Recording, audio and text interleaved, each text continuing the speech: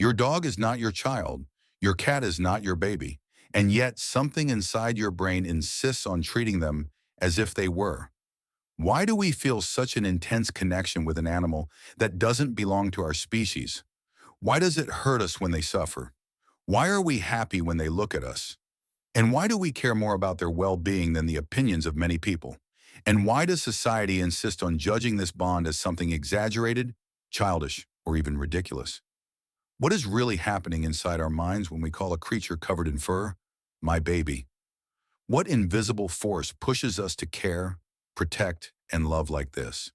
If you have ever asked yourself these questions, stick around, because the answer lies not in madness, but in science and human evolution. The scene is familiar. Social media full of pet photos, birthday celebrations, dog strollers, pet names, and routines that look a lot like those of a family with children. From the outside, all of this seems excessive. From the inside, it feels absolutely natural. And that's where the conflict arises.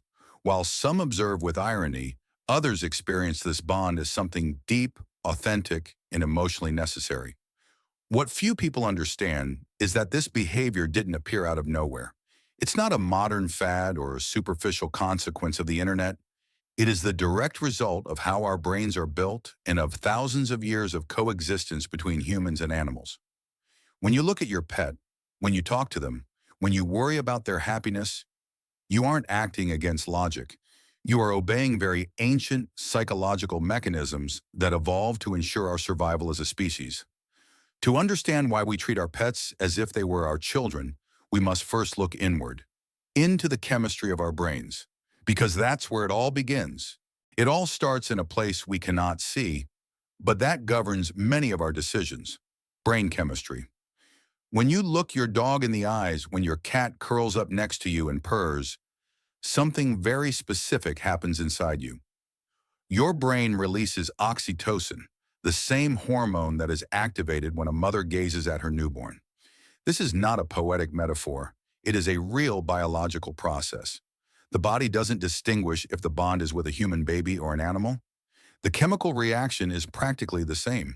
In 2015, a study published in the journal Science showed that dogs activate the exact same neurological attachment circuit as human babies. The human brain, when it comes to generating deep emotional bonds, doesn't have a species verification system. To the brain, the stimulus is clear: eye contact, closeness, dependency, and emotional response. The result is a bond of attachment so intense that, at a chemical level, it is no different from what we feel for our own children. But what is truly fascinating is that this didn't happen by chance. Dogs didn't reach this point by accident. Over more than 15,000 years of domestication, they evolved alongside us, learning to trigger these mechanisms. They developed large, expressive eyes, clumsy movements reminiscent of a baby's, head tilts that evoke tenderness, and sounds that are eerily similar to a human child's cry. In some way, they learned to speak the emotional language of our brain directly. It's no exaggeration to say that they exploited a biological weakness. They activated our deepest parental instincts, and we fell into the trap without resistance. Every prolonged gaze, every gesture of dependency reinforces the circuit. The brain releases oxytocin, the bond strengthens, and the desire to care increases. Cats, though they seem more independent, play an equally sophisticated game. A cat's purr occurs at a frequency strikingly similar to that of a human baby's cry. It's not a pleasant sound by accident. It is a vibration that activates very primitive areas of the mammalian brain, those that automatically respond to the need to protect and care. When your cat purrs, your brain receives a clear, albeit unconscious, message: this being depends on you. From a rational point of view, we know that a dog is not a child and a cat is not a baby. But the emotional brain doesn't operate with logic. It operates with stimuli. And those stimuli were carefully perfected by thousands of years of coexistence and mutual adaptation. That's why when someone says they treat their pet like a child, they aren't confused. They are responding exactly as their biology expects them to. There is a very specific reason why puppies and kittens are irresistibly adorable to us. And it has nothing to do with culture or trends. It has to do with a psychological mechanism called the baby schema. This is a set of physical traits that the human brain automatically interprets as a sign of vulnerability and a need for care. Large eyes relative to the face, rounded faces, small noses, and clumsy, uncoordinated movements. These are the same characteristics that make a human baby seem worthy of protection even when crying at 3 in the morning. Evolution designed this system to ensure we didn't abandon our offspring during times of stress. But that system doesn't include a filter to distinguish between species. The brain doesn't stop to check if the being in front of us is human or animal. It only recognizes the signal, and when it recognizes it, it reacts. That's why, when you look at your dog's or cat's face, your brain activates the same regions that light up when observing a human baby. Neurological research has shown that seeing young animals stimulates the same brain areas related to reward, especially the nucleus accumbens, the center of pleasure and motivation. In simple terms, your pet's face produces a real hit of dopamine. Caring for, pampering, and protecting them doesn't just feel good emotionally, it is literally rewarding on a chemical level. This explains why we do things that, from the outside, seem exaggerated. Buying toys, preparing special meals, talking to them in a baby voice. It's not a matter of weirdness or excess, it's that the brain is being rewarded for that behavior. Every gesture of care triggers a small rush of pleasure that reinforces the behavior and turns it into a habit. In this process, we aren't completely aware of what is happening. We believe we pamper our pets because we want to, but in reality, we are responding to a very powerful system of biological incentives. Your pet's face becomes a psychological tool that reinforces the bond over and over again. You aren't spoiling your animal because you're strange. You do it because your brain is being chemically bribed to do so. To understand why this bond with pets has become so intense in modern life, one must look at how we have changed as a society. Humans didn't evolve to live in isolation. For thousands of years, we survived in small tribes, surrounded by constant contact, cooperation, and deep relationships. Our brains are designed for social connection, for mutual care, and for occupying clear roles within a group. However, contemporary life is moving further and further away from that model. We live alone more often, we work remotely, we spend hours interacting with screens and consuming other people's lives instead of building our own communities. The sense of isolation isn't always obvious, but it slowly accumulates and leaves an emotional void that is hard to ignore. In this context, pets enter the scene in a powerful way. They offer unconditional affection, constant presence, and a relationship free of complex expectations. They provide something the human brain desperately needs, someone to care for. For many people who don't have children, whether by personal choice, circumstances, or simply the stage of life they are in, pets satisfy that deep need for responsibility and connection. Unlike human relationships, animals don't judge, don't abandon, and don't impose difficult emotional conditions. They don't cancel plans, they don't disappear without explanation, and they don't demand a perfect version of ourselves. In a world full of fragile and complicated relationships, pets offer stability and emotional simplicity. They are a constant source of routine, purpose, and comfort. This doesn't mean they replace human relationships, but rather that they act as a complement. They fill a space that modern social structure has left empty, and in that space the bond strengthens until it seems and feels as deep as a family relationship. The human brain has a very clear and ancient tendency to see human traits in everything that surrounds it. This phenomenon is called anthropomorphism, and it is not a flaw of modern thinking, but a cognitive bias deeply integrated into our psychology. It is the reason we see faces in clouds, personality in objects, and human emotions in animals. Our brains are designed to interpret the world that way.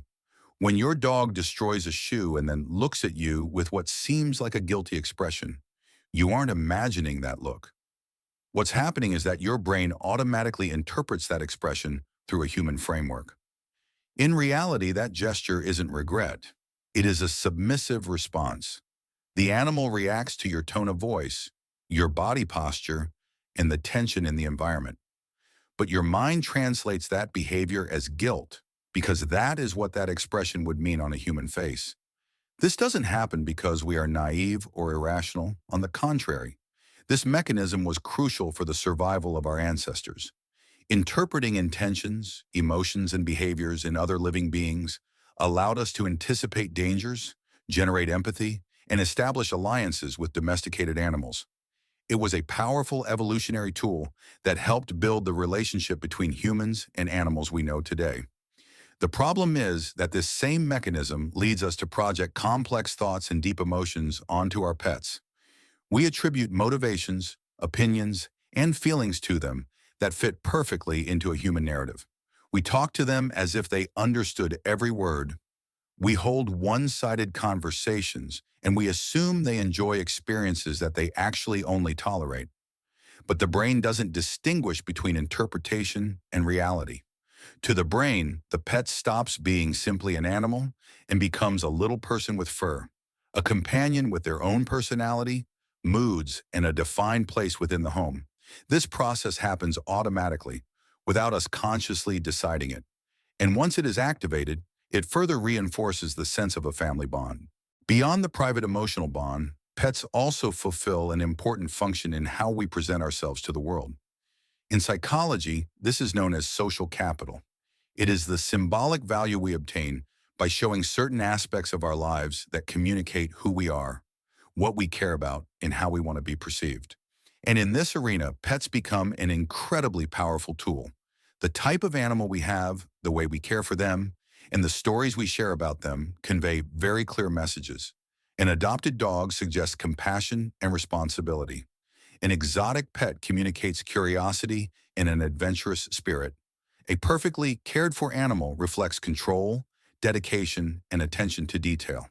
Even the most unique traits, such as a pet with a disability or an unusual name, project an image of closeness, authenticity, and sensitivity. Treating a pet like a child further intensifies this signal. It communicates that we are people capable of nurturing, committing emotionally, and prioritizing deep relationships over the superficial. In a society where much of identity is built in digital spaces, pets become a nearly perfect form of self-expression. They are real, they generate tenderness, and they allow values to be transmitted without the need to explain them explicitly. It's no coincidence that content related to animals dominates social media. Posts with pets generate more interaction than most other topics. By sharing a photo, a video, or a story, one isn't just showing affection. One is also participating in a social dynamic that reinforces their personal image and receives external validation. What seems like a simple daily gesture is, in reality, a signal carefully interpreted by those who observe. Thus, the pet stops being just a household companion and is transformed into a visible reflection of our identity, a constant message about who we are and how we want to be seen. At this point, an inevitable question arises. Can this bond go too far? The answer is yes. As with any relationship, when the care for a pet begins to seriously interfere with human relationships, financial stability, or, most importantly, the actual well-being of the animal itself, the problem is no longer love, but imbalance. Dressing a dog in a costume for a photo can be harmless. Going completely into debt to organize a wedding for pets is another story. However, for most people, treating their pets as if they were children is neither harmful nor pathological. It is a deeply human expression. It doesn't replace human relationships, it complements them. It isn't a confusion about the nature of the animal. It is an emotional response consistent with how our brains function. It isn't an illusion, it is love interpreted through the filter of evolutionary psychology.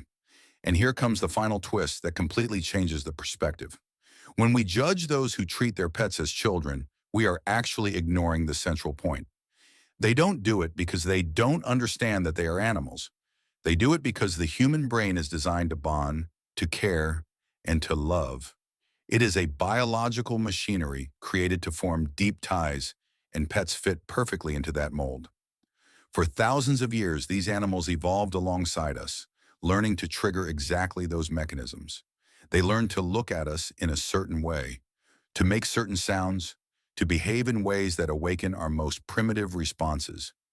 It's no coincidence.